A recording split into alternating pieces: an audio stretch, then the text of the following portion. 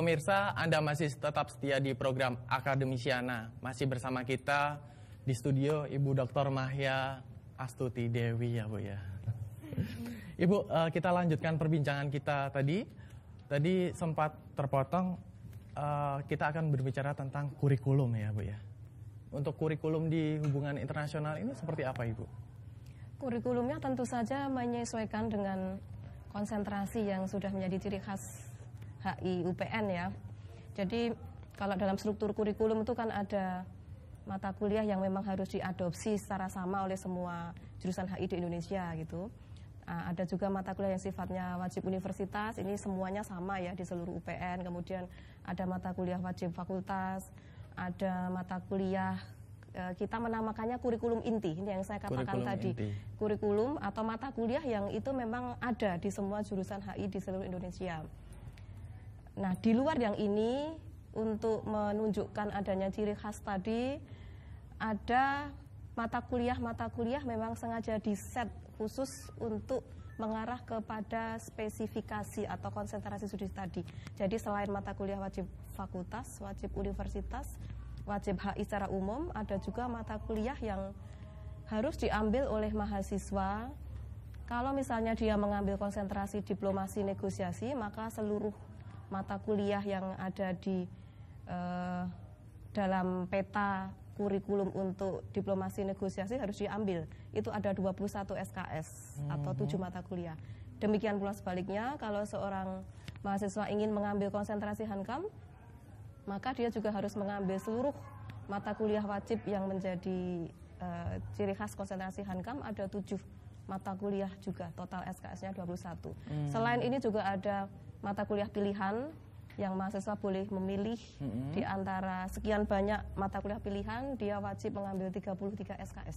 Jadi 33. Total untuk bisa lulus mencapai gelar sarjana itu 144 untuk kurikulum yang lama. Untuk kurikulum terbaru yang 2011 145. 145. Iya, itu termasuk skripsi. Termasuk skripsi ya. Untuk skripsi berapa SKS Bu? 6 SKS. Oh, 6 SKS. Baiklah. Bagaimana tentang prospek lulusan ke depannya Bu untuk program studi hubungan internasional ini? Saya justru melihat prospeknya sangat bagus karena sejak otonomi daerah ya tahun 2000 itu pemerintah daerah itu kan boleh melakukan hubungan internasional. Jadi sebenarnya kalau kita melihat pada pangsa pasar atau segmen market untuk bisa menyerap lulusan HI itu sekarang menjadi lebih terbuka lebar. Kalau dulu orang berasumsi lulusan HI kerja di Kementerian Luar Negeri, jadi diplomat, jadi duta besar, kan dulu berpikiran begitu. Tetapi setelah ada otonomi daerah yang memberi peluang bagi daerah untuk melakukan sendiri kerjasama internasional itu, di DIY kan juga kita punya sister provinsi ya, provinsi kembar itu kan memang menuntut orang-orang yang punya keahlian di bidang hubungan internasional. Jadi disinilah sebenarnya alumni HI itu sekarang bisa memiliki kesempatan kerja yang lebih luas dibandingkan dulu. Terlebih lagi juga setelah pergeseran aktor HI tidak hanya dilakukan oleh negara yang dulu direpresentasikan oleh diplomat itu, sekarang kan hubungan internasional bisa dilakukan oleh siapa saja. Artinya alumni HI ini punya kesempatan untuk bekerja di bidang apapun dan dimanapun, karena dia bisa tidak sebatas hanya diplomat, bisa, betul. Duta besar gitu. Iya, bahkan menjadi diplomat untuk dirinya sendiri pun bisa. Diplomat untuk perusahaannya katakanlah itu juga bisa. Oh gitu. Iya. Dan di sini kita sama pemirsa harus perlu tahu ya, ada nggak sih organisasi kemahasiswaan yang mendukung adanya program studi ini gitu?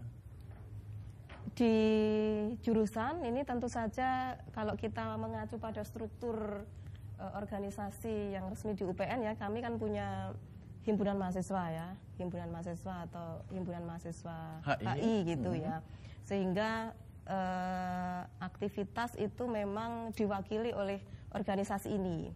Tetapi di luar HMJ itu mahasiswa juga punya beberapa komunitas untuk menyalurkan seni, ada semacam sanggar yang secara rutin berlatih menari. sampai sekarang masih itu, terutama tarian daerah. Ada juga wadah bagi mahasiswa yang senang diskusi dalam bahasa Inggris, namanya International Community.